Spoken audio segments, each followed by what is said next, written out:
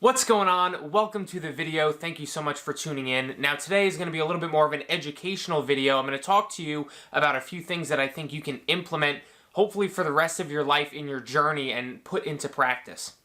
And the topic we are covering today is one of the most commonly asked questions I get, which is, what do I do when I stop losing weight? So I'm going to give you 4 things of what you should do in order when you feel like you've stopped losing weight. And these are the exact steps I take when I'm working with a client who feels like they've stopped losing weight, or when I feel like I've stopped losing weight. And a lot of other experienced coaches do these very similar steps as well. Now, quickly, before I get into the 4 things you should do if you've stopped losing weight, I'd love to invite you to subscribe to my channel if you're new here and you're not subscribed already, because I make new videos just like this every single week, and I really think you'll like them. Also, feel free to check the links in the description of this video down below, because there's a lot of resources there that I think could probably help you on your fitness journey. Alright, so let's get into it. What's the first thing you should do when you say to yourself, man, I think I've stopped losing weight? The first thing you should do is find out what your weekly average weight is, meaning weigh yourself every day for 7 days at the same time, no food or water in you, and then divide it by 7 to calculate your weekly average weight. And the reason I say to do this is because it's not uncommon for people who think that they've stopped losing weight. Actually, they're still losing weight, they're just not aware of it because they're not tracking their weight properly. Maybe they're only weighing themselves once per week or twice per week, which isn't going to give you an accurate depiction of where your weight actually is, because our weight fluctuates on a day-to-day basis. It could spike up one day, it could be super low another day, so you need to know what your weekly average weight is. And the truth is, you need to know your weekly average weight for really the last 14 days, because what I want you to do is compare your current weekly average weight to the previous week's weekly average weight. That way you can see, is your weight trending up and you're gaining weight, or is it trending down and you're losing weight, or is it exactly the same? Pretty much never is it exactly the same down to the 10th of a decimal. But even if it's trending down by 0.1 pounds, like less than a pound, that still means you're losing weight and you're going in the right direction. And just to be clear, I recommend doing this, weighing yourself every single morning, looking at your weekly average weight, comparing it to the last week. Do that for the rest of your journey, or as long as you have fitness goals that you're working on. Literally any experienced coach who's had a lot of really successful clients is going to ask their clients to do this, because collecting more information and looking at this data is going to help them make the proper adjustments as the weeks and the months progress. Okay, so once you do that, you compare this current week's weekly average weight to the last week. Let's say that your weight is even or it's going up, so you've actually stopped losing weight. What do you do next? So number 2 is you look at other indications of progress that you're tracking. Because just because your weekly average weight didn't go down for 1 week, that actually doesn't mean that you didn't lose body fat.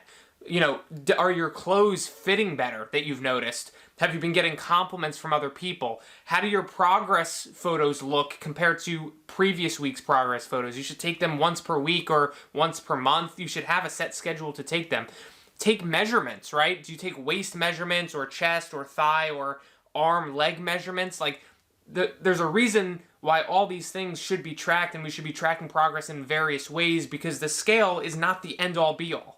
And if there are these other signals and the other progress measures that you're tracking that you are going in the right direction and getting leaner or losing body fat, it may not make sense to make an adjustment to your program. It may make more sense to be patient and wait it out for 1 more week and then evaluate your weekly average weight from there. Maybe it does trend down the next week.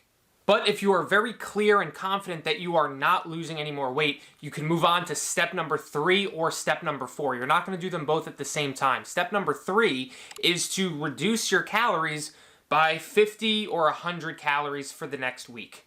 What we don't want to do is make drastic changes to our program, like dropping calories by 500 or 1,000 overnight, or making multiple changes to our program all at once. Because if you were just losing weight a little while ago, and now you've stopped, it's not necessary to do all these crazy things. You just need to make one small adjustment at a time so you can see what is effective.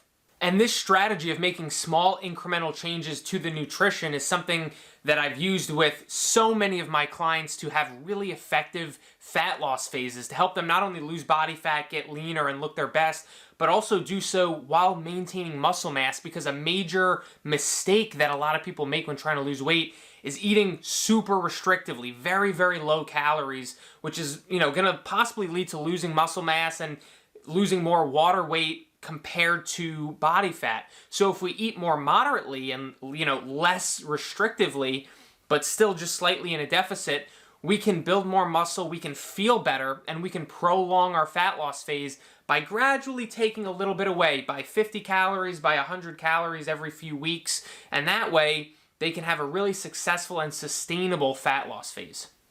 Now, step number 4, if you feel like you've stopped losing weight, is to increase your cardio activities by 1 session. And just to be clear, again, you're going to pick either number 3 or number 4. So you're either going to reduce your calories by 50 to 100 for the next week, or you're going to keep the same calories and add in 1 extra session of cardio. And you're going to pick the one that you feel better about, right? If you're already eating pretty restrictively, maybe you're under 2,000 calories already, you may not want to reduce calories again. So it may be better suited for you to just add in an extra session of cardio, whereas someone else, maybe they're eating 2,500 calories and they feel like they've got a lot of flexibility. They're not even feeling very hungry. They might have plenty of space to take away 50 calories or 100 calories without any issue. So there you have it. Those are the exact 4 steps that I go through one by one when I'm working with a client who's in a fat loss phase and we feel like maybe they've stopped losing weight. And as you can see, it's not a simple quick fix pill or supplement or something that's just going to make you lose more weight. There's some effort and some, tracking that goes into this. And honestly, that's why coaches like me exist and are in such high demand, because having someone take care of this for you and just telling you what to do and making sure for a fact that you're on the right track and having that peace of mind to know that there's no guesswork involved for you, there's a lot of value in that. And I'm going forward, I'm pretty confident that most people are going to have an online coach because it's so affordable compared to the upside that it brings people. But if you've watched the video until the end, I really appreciate you, and I hope that you got some valuable tips and guidance from this video. If you've got any follow-up questions on it, go ahead and shoot me an email or comment down below, and I will see you on the next video.